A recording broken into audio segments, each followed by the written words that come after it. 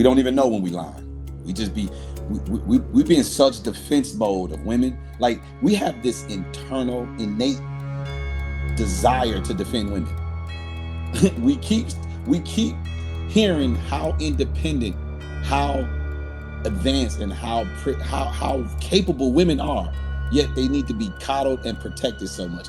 I think we should start putting all of our daughters in bubbles, keeping them in bubbles for protection. Like, make sure there's oxygen in there though, but keep them protected from the world, the elements, decision making, harm, sadness. Put happiness in that bubble with them. I was just gonna say, I think what the issue is in like marriage easy, or what your current question was. I just think it's really about unrealistic and uncommunicated expectations that happen. So you come in with the idea of what marriage should be, right? Or what kind of marriage you want. And sometimes it's unrealistic because everybody cannot be on 10 every single day, right? You're human. Sometimes work will impact the way you function when you get at home because you might be overstressed, or things going on at home with the children. So it's impossible to be on 10 every day.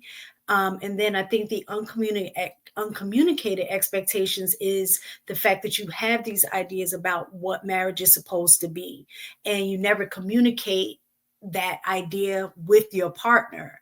So your partner can kind of be like, no, this isn't something that I know I can do. Like you if you know who you are, it's like, okay, there are certain things that I know I have my limit, right? And so when you're not communicating these things, but then you have the expectation in your mind that your partner is supposed to do those things, and when those expectations aren't met, then you're blaming your partner. Now you're unhappy.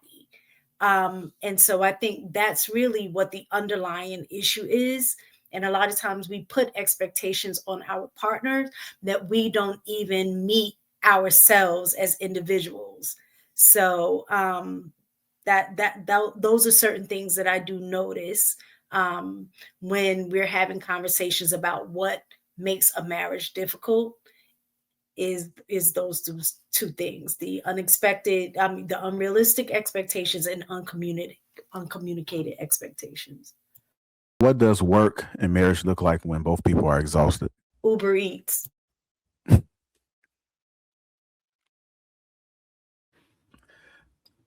So Well, Miss it's always Taken, they Uber Eats because most people don't know how to cook. It does fit when you're fatigued. You Uber Eats, but they Uber eating when they're not fatigued. They don't know how to cook. They don't even own pots and pans. You All go right. to somebody's Go ahead, house, Bo. What you pull up about their to say? pot. It won't have no burn marks at the bottom of it. They say we just got it for Christmas, man. That's why they got no burn marks on them. Go ahead, Bo. That's the only way they're gonna get them if it's a gift, Christmas gift. okay.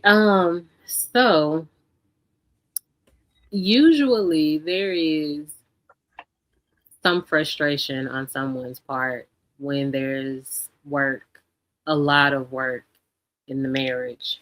Someone's going to get frustrated. Someone's going to feel lonely. Someone's going to feel um, neglected. So um, I feel like, and yes, it's a lot of Uber Eats, depending on who's doing the cooking. But I think that people are not realistic about what the grind really is.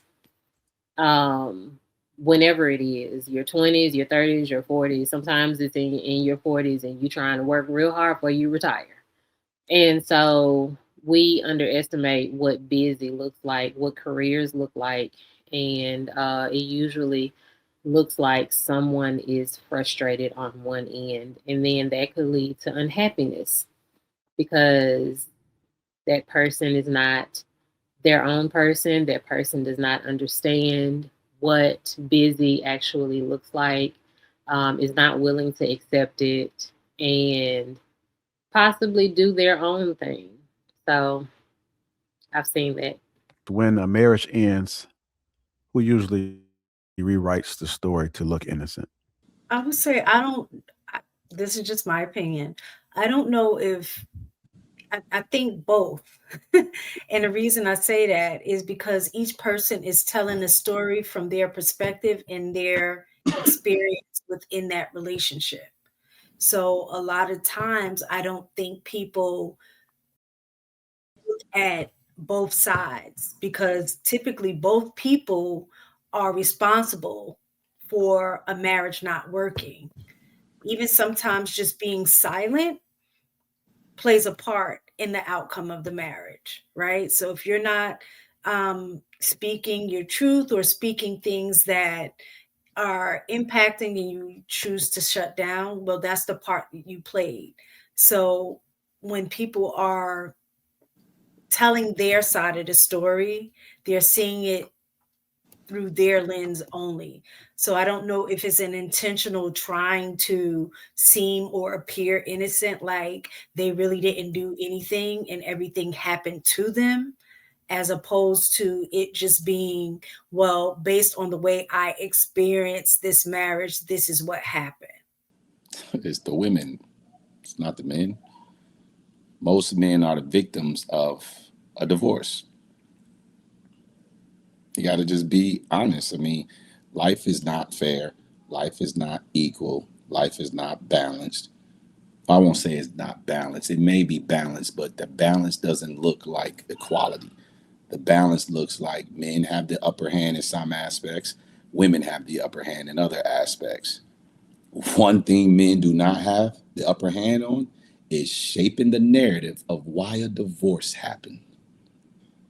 People automatically assume that if a woman divorces a man, that he did something. That's true. People don't think, oh, she divorced him because she's unfit for this union. They think, why would she walk away from her union? He must have done something. Now, if the man decides to leave the marriage, which is the small end of the scale, right? Majority of divorces are filed by women. If the man files a divorce, people say, see, he ain't ready for commitment. It is never going to be, she must have done something. What will make this man leave his wife? It's like, oh, look at him. Look at him. Married this woman, got this woman to commit, have his babies, and now he just gonna leave her high and dry. Until we decide to be real. Oh, you know what, JR? We've also made an idol out of lying. We don't even know when we lying. We just be we be in such defense mode of women. Like we have this internal innate desire to defend women. we keep we keep hearing how independent, how advanced, and how capable women are. Yet they need to be coddled and protected so much. I think we should start putting all of our daughters in bubbles, keeping them in bubbles for protection. Like make sure there's oxygen in there though, but keep them protected from the world, the elements, decision making, harm, sadness. Put happiness in that bubble with them. Make sure you pump a little bit of happiness in there every morning when they wake up. Hey baby, get your dose of happiness. Be happy, you're protected, you're safe. We act like these women when they grow up, they've been coddled their whole lives. They went through the world just like the rest of us. Cut the umbilical cord, ladies. These women are not fragile. Y'all keep talking about how strong and independent they are. Treat them as such.